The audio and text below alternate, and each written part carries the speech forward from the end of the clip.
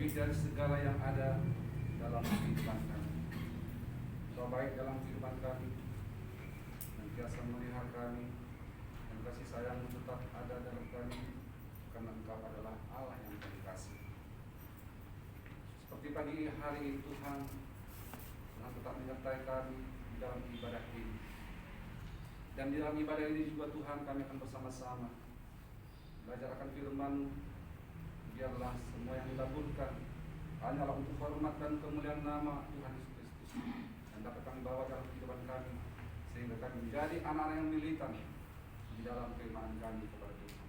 Berfirmanlah, nyatakanlah Tuhan apa yang Tuhan kehendaki dalam kehidupan kami, dan urapi lidah bibir hamba-Mu, urapan dari surga, sehingga tetap nama Tuhan kami permuliakan dalam nama Tuhan Yesus Kristus, nama yang indah itu kami alaskan doa ini. Amin. Amin. Shalom semua. Shalom. Shalom. Shalom. Baik, puji Tuhan saudara. Hari ini sebetulnya bukan jadwal saya. Tapi bukan. Hari ini kalau tidak salah cerita.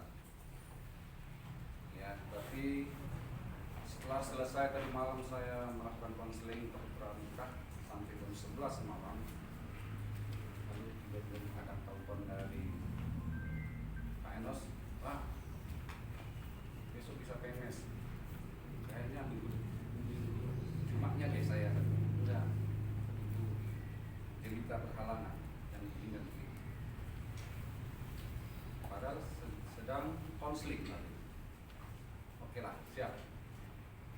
Depan kita konseling kan, tidak ada beralasan. Itulah hari ini saudaraku, maka waktu untuk saya untuk berbagi dan penggantinya nanti hari Jumat. Baik, hari ini kita akan bersama-sama membaca kitab Tuhan. Saya suka saudaraku, karena ini adalah bahasa pastor semua. Ya. Kitab Tuhan yang tertulis di dalam Kejadian 1 ayat 1 sampai selesai, yaitu 31. Kita akan berganti-ganti ketika saya membacakan tema yang diberikan oleh Lembaga Alkitab Indonesia, langsung disambut pria ayat 1 diambil dan disusul dengan putri atau perempuan ayat yang genap di ayat yang paling akhir 31 kita berbadan. Baik, ayat 1 nanti yang laki-laki. Katakan amin yang sudah dapat. Amin. Amin. Baik, Tuhan. Kejadian 1 ayat 1 sampai 31. Lembaga Alkitab Indonesia memberi tema Allah menciptakan langit dan bumi serta isinya. 3, 2, 1. Pada mulanya Allah menciptakan langit dan bumi belum berbentuk dan kosong, gelap gulita menutupi samudra raya, dan roh Allah melayang-layang di atas permukaan air. berfirmanlah Allah, jadilah terang. Lalu terang itu jadi. Allah melihat bahwa terang itu baik, lalu dipisahkannya terang itu dari gelap. Dan Allah menamai terang itu siang, dan gelap itu malam. Jadilah petang dan jadilah pagi, itulah hari pertama. Berfirmanlah Allah, jadilah cakrawala di tengah segala air, untuk memisahkan air dari air. Maka Allah menjadikan cakrawala, dan ia memisahkan air yang ada di bawah cakrawala itu dari air yang ada di atasnya. Dan jadilah demikian. Lalu Allah menamai cakrawala itu langit, jadilah petang dan jadilah pagi, itulah hari kedua. Berfirmanlah Allah, hendaklah segala air yang di bawah langit berkumpul pada satu tempat, sehingga kelihatan yang kering. Dan jadilah demikian. Lalu Allah menamai yang kering itu darat, dan kumpulan air itu dinamainya laut. Allah melihat bahwa semuanya itu baik.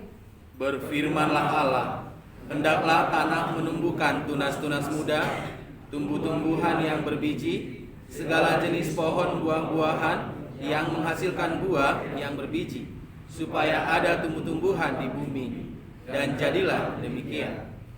Tanah itu menumbuhkan tunas-tunas muda, segala jenis tumbuh-tumbuhan yang berbiji, dan segala jenis pohon-pohonan yang menghasilkan buah yang berbiji. Allah melihat bahwa semuanya itu baik. Jadilah petang dan jadilah pagi, itulah hari ketiga. Berfirmanlah Allah, jadilah benda-benda penerang pada cakrawala untuk memisahkan siang dari malam. Biarlah benda-benda penerang itu menjadi tanda yang menunjukkan masa-masa yang tetap dan hari-hari dan tahun-tahun. Dan sebagai penerang pada cakrawala, biarlah benda-benda itu menerangi bumi. Dan jadilah demikian. Maka Allah menjadikan kedua benda penerang yang besar itu, yakni yang lebih besar untuk menguasai siang dan yang lebih kecil untuk menguasai malam, dan menjadikan juga bintang-bintang. Allah menaruh semuanya itu cakrawala untuk menerangi bumi. Dan untuk menguasai siang dan malam, dan untuk memisahkan terang dari gelap, Allah melihat bahwa semuanya itu baik. Jadilah petang dan jadilah pagi, itulah hari keempat. Berfirmanlah Allah, hendaklah dalam air berkeriapan makhluk yang hidup, dan hendaklah burung berterbangan di atas bumi melintasi cakrawala. Maka Allah menciptakan binatang-binatang laut yang besar dan segala jenis makhluk hidup yang bergerak, yang berkeriapan dalam air, dan segala jenis burung yang bersayap. Allah melihat bahwa semuanya itu baik. Lalu Allah memberkati semuanya itu, firman-Nya, berkembang biaklah dan bertambah banyaklah, serta penuhilah air dalam laut, dan hendaklah burung-burung di bumi bertambah banyak. Jadilah petang dan jadilah pagi, itulah hari kelima.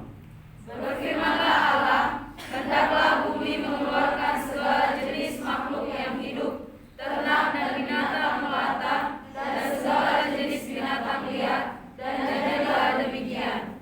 Allah menjadikan segala jenis binatang liar dan segala jenis ternak dan segala jenis binatang melata di muka bumi. Allah melihat bahwa semuanya itu baik. Berfirmanlah Allah, baiklah kita menjadikan manusia menurut gambar dan rupa kita, supaya mereka berkuasa atas ikan-ikan di laut dan burung-burung di udara, dan atas ternak, dan atas seluruh bumi, dan atas segala binatang melata yang menyerayang di bumi. Maka Allah menciptakan manusia itu menurut gambarnya. Menurut gambar Allah diciptakannya dia, laki-laki dan perempuan diciptakannya mereka.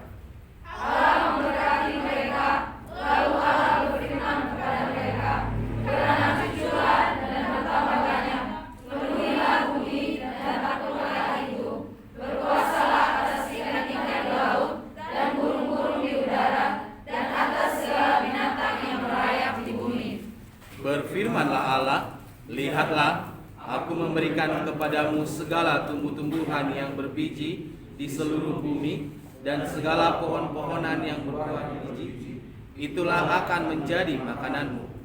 Tetapi kepada segala binatang di bumi, dan segala burung di udara, dan segala yang merayap di bumi, yang bernyawa, kuberikan segala tumbuh-tumbuhan hijau menjadi makanannya, dan jadilah demikian. Bersama-sama 3, 2, 1. Maka Allah melihat segala yang dijadikannya itu sungguh amat baik. Jadilah petang dan jadilah pagi, itulah hari keenam. Amin. Tuhan, saudaraku, kita telah tuntas membaca pasal yang 1, yaitu dari kitab Kejadian basic. Ya. Coba next di slide. Ya. Pada mulanya Allah menciptakan langit dan bumi. Tadi kita sudah membaca saudaraku 1 sampai 21. Jadi komplit.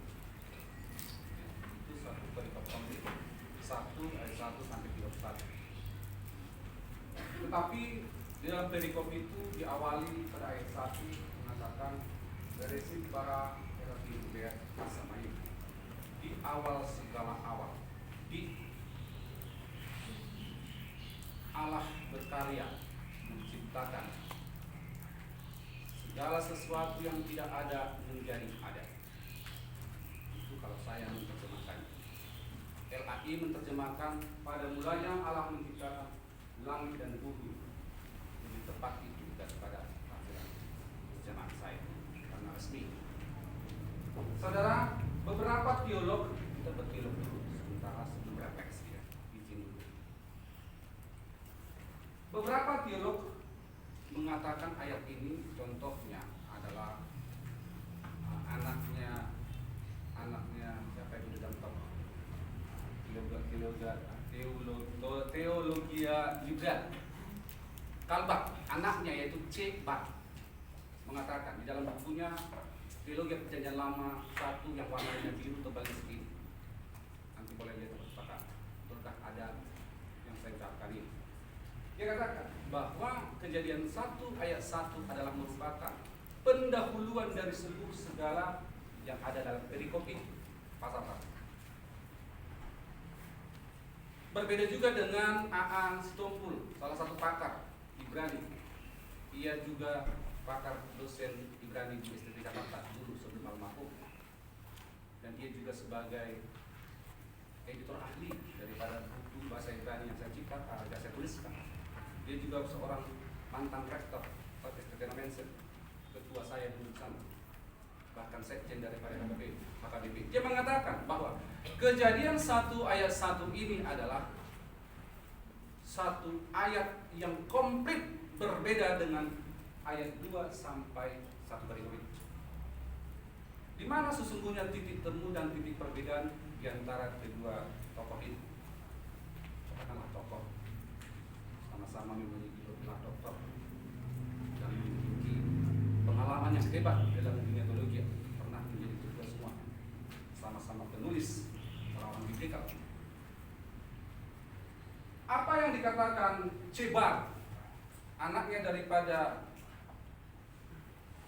Dedengkot teolog liberal Cebar, bahwa Kejadian 1 adalah hanya sebagai pendahulu. Saya bisa menerima saudaraku bagaimana konteks dalam penulisan dalam Perjanjian Lama itu berbeda dengan konteks Perjanjian Baru. Begitu juga konteks di era modern seperti sekarang ini. Memang umumnya di dalam Perjanjian Lama ayat pertama itu selalu mengawali. Kalau kita lihat para kitab-kitab yang lain, nabi-nabi yang lain, dia memperkenalkan dulu ya, bagaimana ringkasan ke bawahnya. Sedangkan di Perjanjian Baru, siapa yang berotoritas dituliskan di atas. Seperti Paulus, aku Rasul Paulus 1 Korintus 1 selalu dikatakan aku Rasul Paulus, berarti adalah tulisan. Sedangkan era modern ini yang bertanda tangan di bawah ini, mana bawah mana ya? Begitu. Ada di bawah tanda tangan. Jadi saya setuju saudaraku kepandang daripada Cebar mengatakan ini adalah sebagai pendahuluan dengan latar belakang basis dan penulisan. Jadi ada konteksnya. Ada konteks. Kalau kita bawa ini dalam dunia Perjanjian Baru, salah total. Kita bawa di dalam perjanjian atau di era modern ini sistem penulisan itu salah, nggak tepat. Maka saya harus kontekskan konsentrasi saya kepada konteks dalam penulisan, karena saya bisa menerima apa yang dikatakan Cebar, seorang teolog ulung, orang Inggris berbangsa Inggris, anak dari Dedengkot teolog Ibrani itu. Mengapa saya bisa menerima hal ini? Apakah ini suatu perbedaan? Di dalam berteologi, perbedaan itu adalah suatu kekayaan. Beda tafsir adalah kekayaan dalam berteologi. Karena memang ragamnya bahasa, uniknya bahasa, rumitnya bahasa seringkali membuat perbedaan. Nah, sedangkan tadi saudaraku siapa namanya? A.A. Sitompul itu juga saya setuju. Kenapa saya setuju? Saudara, dia katakan bahwa alasannya Ini bukanlah satu pendahuluan, tetapi satu ayat komplit menjelaskan ada ciptaan sebelum penciptaan manusia. Contohnya, messenger, malaikat. Dari Kejadian sampai Wahyu tidak ada tertulis di bagaimana praktek penciptaan malaikat. Seperti penciptaan manusia, diciptakan Allah dari yapar, debu. Ada suatu kreasi, ide, lelahnya Allah di sana. Hingga itu membedakan uniknya ciptaan itu daripada ciptaan yang lain. Tetapi malaikat tidak ada jelas. Padahal Alkitab banyak menjelaskan bahwa malaikat itu lebih dulu ada dari manusia. Jadi kapan sesungguhnya manusia itu ada? Kapan malaikat itu sesungguhnya ada? Kapan diciptakannya? Dan bagaimana praktek Allah menciptakannya? Sebagaimana Allah menciptakan manusia dari debu. Ya, jadi saudara, saya melihat di dalam Kejadian 1 ayat 1 perbedaan ada dua tokoh besar ini, teolog buluk ini, satu dari Indonesia dan satu dari Inggris, adalah hanya perbedaan persepsi yang membacanya. Esensinya sesungguhnya sama. Pesannya di sana adalah memang betul apa yang dikatakan oleh A.A. Sitompul, Dr. A.A. Sitompul. Ya, memang bagaimana ya? Dan juga saudara, dia mengatakan bahwa di dalam ayat inilah penciptaan malaikat. Disinilah kisah juga yang dijatuhkan di Lucifer. Disitulah kisahnya adanya persidangan di surga.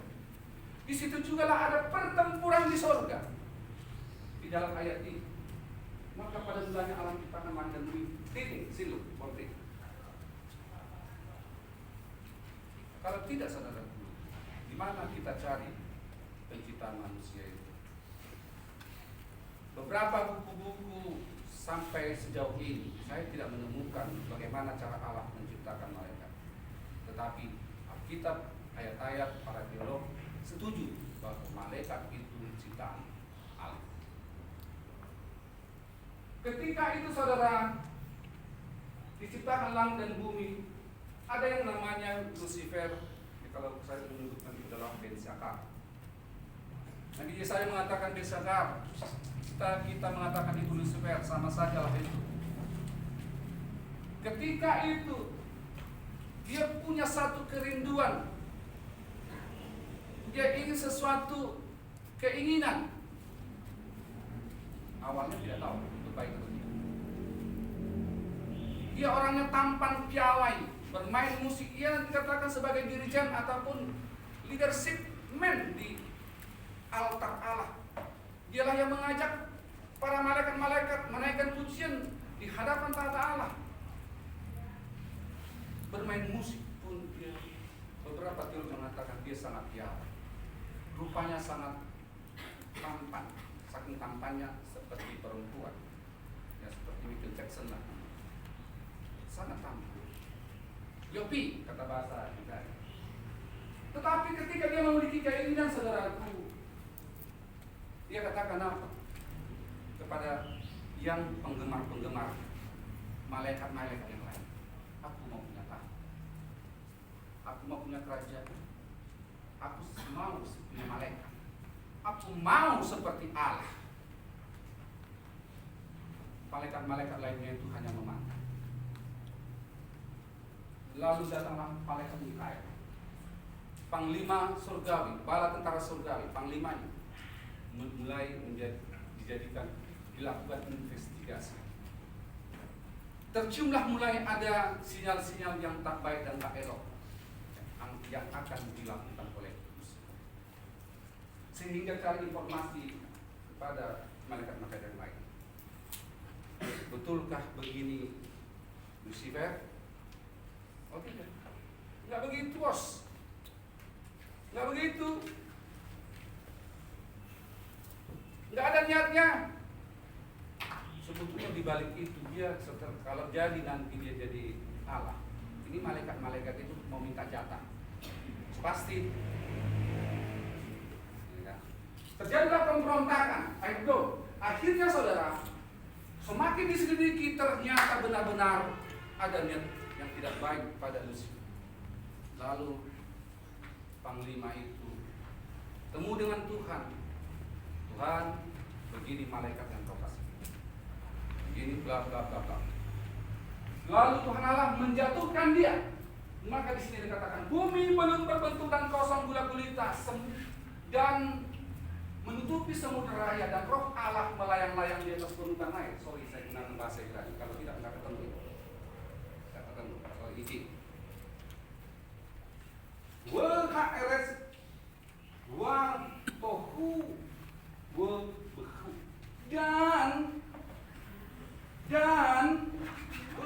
dan bumi itu berantakan, tidak teratur. Kenapa tidak teratur? Ketika dijatuhkan Lucifer itu, ternyata sepertiga malaikat ngikut yang akan dapat jatah itu.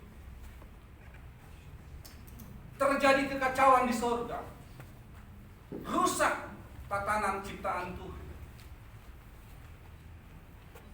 karena keinginan daripada Lucifer.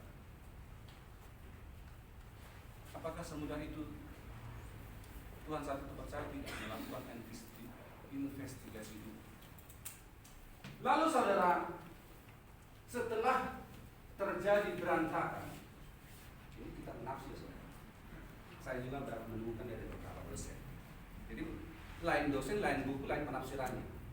Karena sulit mencari buku-buku ini. Tetapi ada buku, satu contohnya buku tadi cetak itu mengatakan, dengan bukunya jilid 12, mengatakan bahwa di dalam Yesaya 14 ayat 1 sampai 14 yang dimaksud adalah membuat porak-poranda ciptaan yang komplit ini ketika ia jatuhkan yang berkeinginan tadi itu. Walaupun teolog liberal dan konservatif lainnya berbeda pandangan, yang satu mengatakan tidak, itu adalah keinginan Raja Darius, nggak ada hubungannya. Yang satu mengatakan oke, kalau memang seperti itu, masa Raja Darius mau ingin lagi tahta? Bukankah dia sudah punya tahta? Apalagi yang diinginkan? Oh tidak, memang ingin mengintimidasi Allah, mengkudeta Allah. Jadi inilah indikasi beberapa pandangan. Tetapi dua-dua itu tidak terima. STT Bandung juga mengatakan demikian. Ya, mereka juga pro kontra. Saya punya teman saudara, ada mahasiswa. Dia katakan berbeda-beda Pak, beda dosen, beda pandangan. Sehingga saudara terjadilah porak-poranda, terjadi kerusakan, terjadi kehancuran. Ternyata Tuhan tidak tinggal diam. Maka rohnya melayang-layang di permukaan yang rusak itu. Air di sini air apa? Air kan ada di bumi. Bumi sudah diciptakan saat itu belum? Bumi diciptakan pada hari ke ayat 14 itu. Jadi air di sini adalah kehidupan. Di mana ada air di situ ada kehidupan. Maka roh Allah melayang-layang di atas kehidupan maksudnya ciptaan. Lalu Tuhan mengatakan apa? Wayomer jadilah terang. Maka terang itu jadi rapi. Saudaraku, hari ini tema kita masuk kepada next. Itu sebagai pendahuluan latar belakang beraya. Boleh dinaikkan. Judulnya adalah tetap optimis di dalam adanya waktu. Waktu menurut KBBI, waktu atau masa menurut kamus besar bahasa Indonesia adalah seluruh rangkaian saat ketika proses perbuatan atau keadaan berada dalam berlangsung. Itu definisi yang diberikan oleh KBBI. Dalam hal ini, kalau waktu merupakan keadaan atau kejadian atau bisa merupakan lama berlangsungnya suatu kejadian, tentu ini dilanjutkan dengan durasi 1 kali 24 jam atau 7 hari atau 365 hari per tahun. Itu terjadi karena perputaran bumi pada porosnya. Sudah terjadikah ini? Adakah ini di masa yang tadi belum ada diciptakan matahari dan bumi? Nanti pelajaran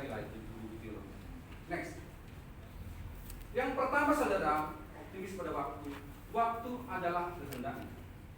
Dan dibalik, kehendaknya adalah waktu. Maksud saya di sini, sebagaimana pada bulan yang Allah menciptakan manusia bumi. Allah menciptakan segala sesuatu itu bukan karena ada bisikan dari orang lain, bukan karena ada ide dari orang lain, atau ada usul dari orang lain. Penuh hak prerogatif daripada Allah. Keinginan Allah sendiri ingin terjadi sesuatu yang tidak ada di dunia. Jadi waktu di sini waktu masuk dari Allah sendiri. Allah adalah kehendak. Jadi waktu itu adalah bukan timer tadi, jam ini. Di masa itu belum ada waktu. Kalau kita berdiri di bumi, di atas ini bumi ini matahari berputar ini siang, sini malam, berputar sini siang, sini malam. Kalau kita berdiri di sini, ada siang dan malam, berlaku itu. Para astronomi mengatakan tidak. Orang yang ada di galaksi sana lebih awet umurnya daripada di bumi. Manusia di sini sudah 1 tahun, 365 hari bertambah umurnya. Kalau di sini nggak pernah pergantian hari, tetap 1 hari itu saja umurnya. Jadi saudara, pada mulanya adalah atas kehendak Allah. Waktu adalah kehendaknya. Maka seringkali dalam lagu kita apa? Waktu Tuhan. Waktu Tuhan pasti yang terbaik. Jadi di sini saudara bukan waktu durasi, timer, jangka. Oh berarti tanggal sekian nanti waktunya Tuhan. Enggak. Suka-sukanya Tuhan. Maka waktu itu kehendaknya. Kapan ini diciptakan? Ya terserah Tuhan. 1 menit, 1 hari, 1 miliar tahun. Karena nggak ada pembatasan siang dan malam ataupun menciptakan waktu itu. Karena waktu itu sendiri adalah Allah. Next yang kedua.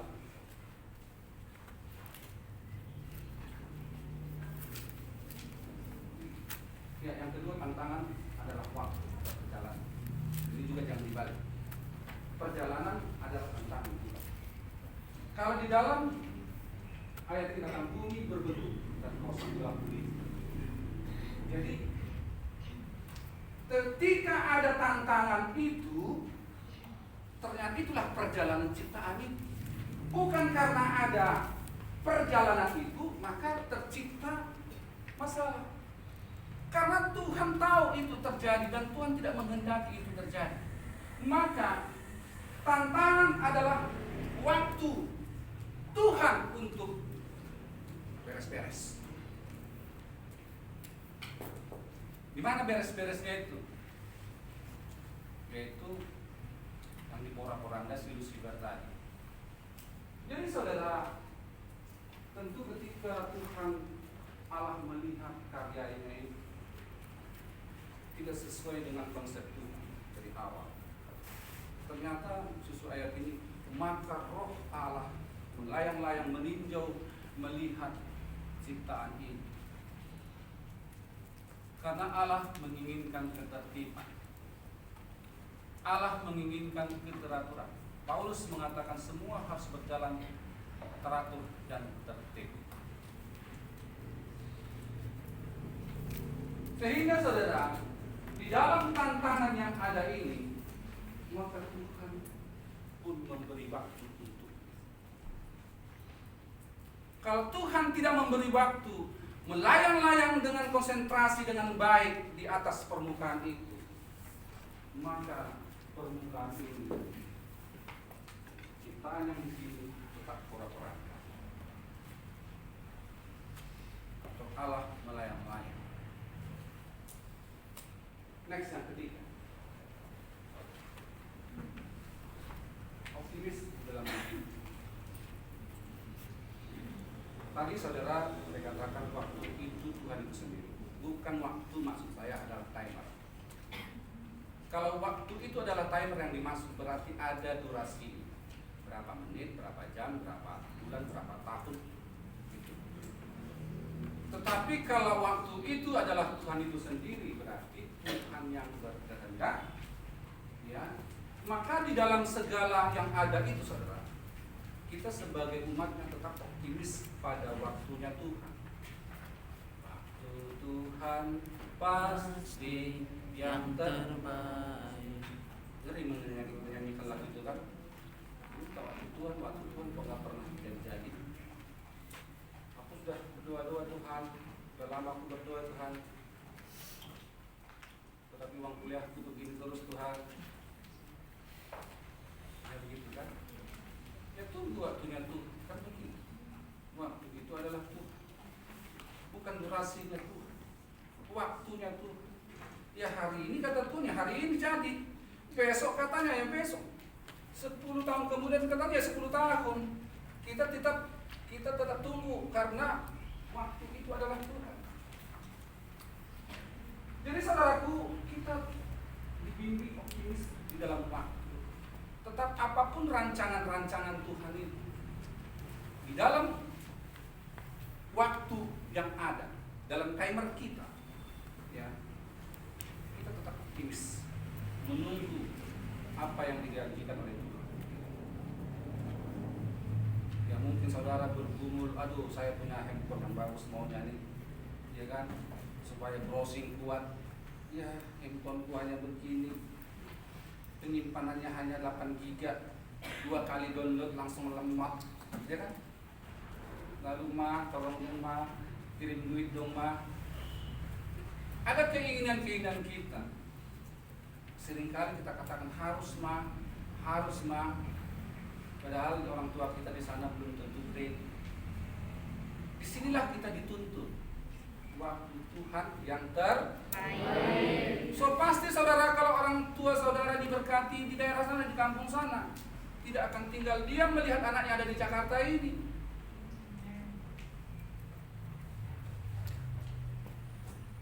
Pasti kan beli ada anakku di Jakarta. Maka apa tugas kita pada waktu itu? Bukan di dalam timer ya. Kalau ini dalam timer maksudnya. Apa tugas kita dalam timer itu?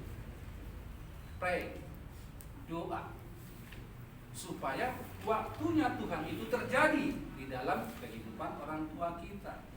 Maka doa kita itu kesampaian. Jadi saudaraku, kita belajar selalu tetap optimis pada waktu. Kalau kita tidak optimis pada waktu itu sendiri, bisa kita stres. Aduh, kapan ini tesisku? Jadi ini siang skripsi, malam skripsi, melek mata skripsi, telepon orang skripsi, teman-teman skripsi. Kapan kelarnya? Durasi timer itu kita lakukan dengan baik, maka waktunya Tuhan akan terjadi. Tetapi tatkala timer kita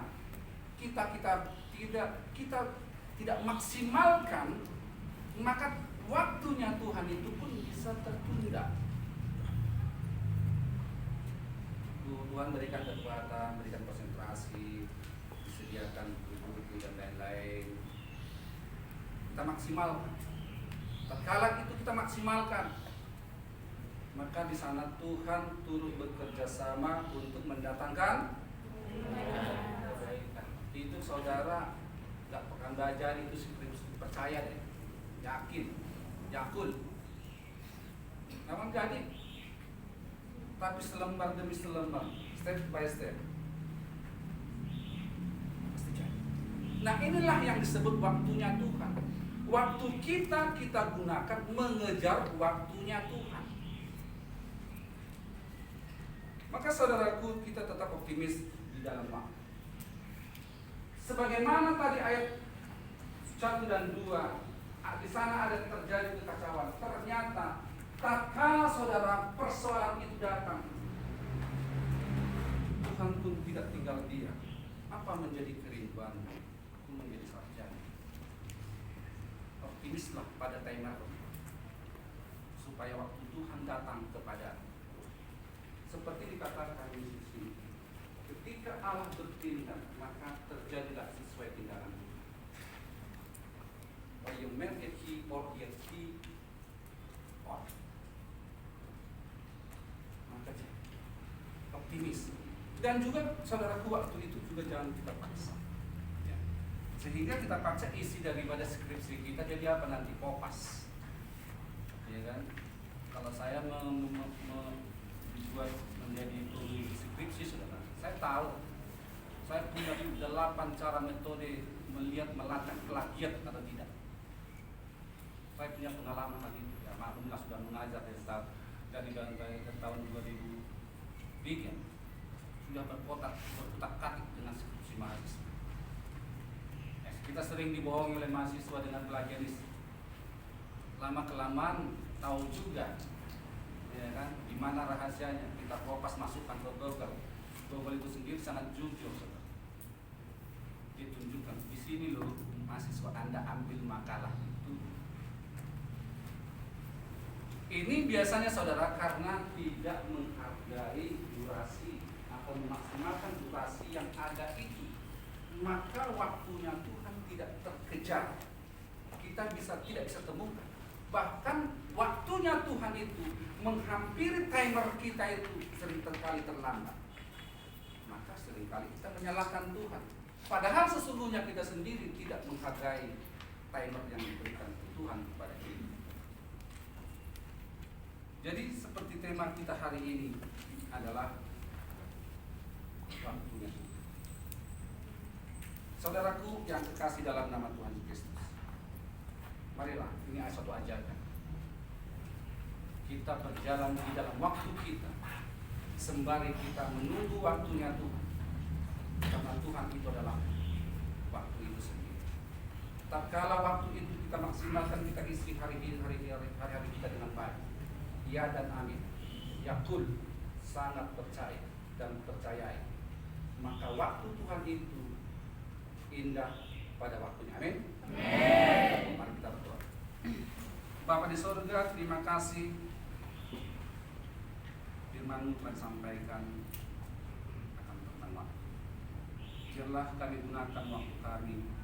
Kami gunakan timer kami dengan penuh semangat, sehingga waktunya Tuhan akan masuk di dalam waktu kami. Sehingga apa yang menjadi kerinduan kami, apa yang menjadi cita-cita kami, dan apa yang menjadi doa-doa kami, Tuhan masuk pada waktu yang tepat. Sehingga firman mengatakan semua indah pada waktunya. Tuhan Yesus Kristus, biarlah iman ini tertanam baik di dalam iman kami, terpatri dalam memori kami, tumbuh seperti di tanah yang subur, dapat kami bawa dalam kehidupan kami, sehingga kami militan Tuhan dalam timer yang Tuhan berikan kepada kami, sehingga kami menemukan waktunya Tuhan indah di dalam timer kami. Terpujilah Tuhan, ini doa kami dalam nama Tuhan Yesus Kristus kami berdoa. Amin.